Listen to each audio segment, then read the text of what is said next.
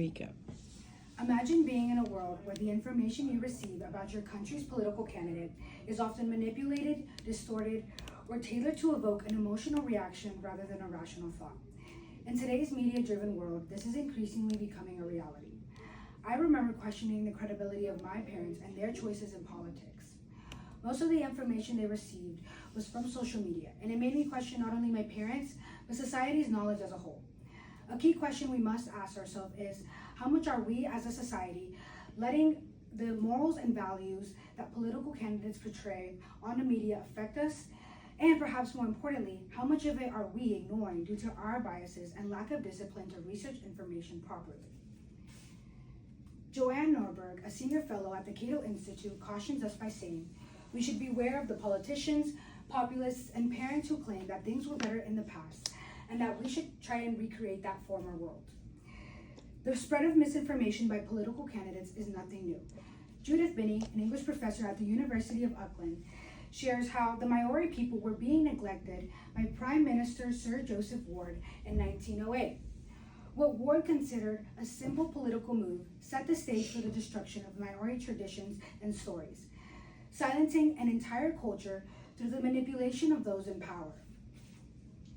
The core of this issue lies in the undeniable fact that the media has evolved into a weapon for political manipulation. With the increasing dominance of platforms like Facebook, Twitter, and Instagram, political candidates can present an idealized version of themselves, often using emotional appeals that cater to deeply held beliefs and societal biases. Take, for instance, the 2018 presidential election in Costa Rica. Fabricio Alvarado, a candidate with strong religious convictions, skillfully used social media to project a Christian-friendly image. By aligning his campaign with Catholic and evangelical beliefs, he stood out from the other candidates he labeled as scandalous. This calculated tactic not only resonated with a large portion of Costa Rican voters, but it underscores how media can be weaponized to forge emotional connections with the electorate and manipulate political outcomes. However, the danger doesn't just lie in emotional appeals themselves. The manipulation of information through social media has far-reaching consequences.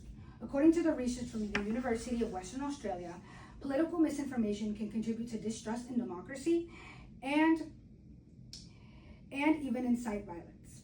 The storming of the US Capitol on January 6, 2021 is a clear example of the destruction that can be caused by misinformation and the clouded judgment of those who rely on favoritism. As stated by Winston Leslie, a researcher at the University of Delaware, in an objective sense, however, the vast majority of Trump's election contests, along with the content he and his supporters released regarding electoral fraud, can be broadly considered misinformation. This is regarding to the Stop the Steal movement, which gained traction through social media and had no concrete evidence to support this idea. Furthermore, the very algorithms that govern social media platforms play a critical role in this manipulation. Dr. Joanne Donovan, a sociologist, explains how the lack of editorial standards and the manipulation of search engines and recommendation algorithms distort the flow of information. These platforms prioritize content that generates engagement, often content that is emotionally charged and sensational, leading to a breeding ground where misinformation thrives. This means that voters are constantly exposed to biased or misleading narratives, often without realizing it or being shielded from the information they need to make better informed opinions. One perspective to consider is that many voters are not entirely unaware of this misinformation. Studies show that US voters, for example, may already expect their politician to lie, and as a result, are less affected by fact-checking. This raises an important question. If people expect manipulation, what is it that influences their decisions when they vote for a presidential candidate? Take the example of social media influencers during the presidential campaign of Guillermo Lasso in Ecuador. Researchers found that influencers had a profound impact on their followers' political choices. In fact, many individuals base their political decisions not on objective facts, but on the influence and endorsements of influencers they trust, leading to the creation of a dangerous echo chamber effect. These influencers, often with significant followings, can sway a large number of voters, adding another layer of emotional appeal and misinformation. In this case, There can be a large number of people influenced by the biases of others, and a simple scroll can expose you to an influencer with strong opinions, spreading misinformation, but shaping political choices in harmful ways.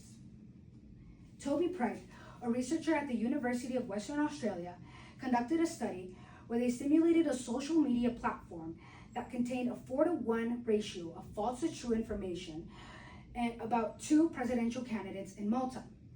U.S. participants were then asked to form an opinion on these candidates and decide who they would vote for based on this information. The results were alarming.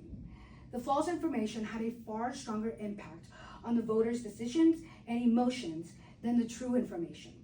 This study highlights how misinformation can be far more influential in swaying voters and demonstrates how easily misleading narratives can manipulate public opinion. So, how can the cycle of manipulation and misinformation be broken? The truth is, it can all feel overwhelming, an endless web of conflicting information, leaving individuals uncertain of who to trust. This is exactly what makes people vulnerable. A possible solution is to foster a culture of critical thinking and responsible media consumption. Citizens must make an effort to diversify the source of information they rely on.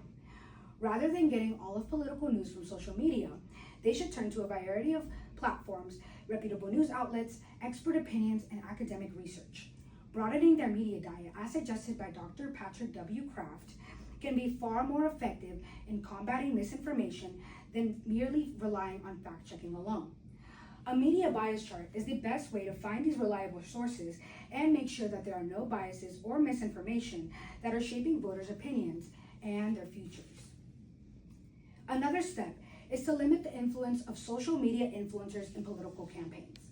While influencers have a right to express their opinions, their impact on political decisions cannot be underestimated. Society must learn to critically assess the content they encounter, question the motives behind political messages, and above all, avoid falling into echo chambers that reinforce their existing biases. The influence of media and emotional appeals on political opinions cannot be overstated. Political candidates have perfected the art of manipulating public perception through emotional tactics and misinformation. As Joanne Norberg wisely warns, we must resist the allure of promises to return to a better past and instead focus on the now and the truth of the present.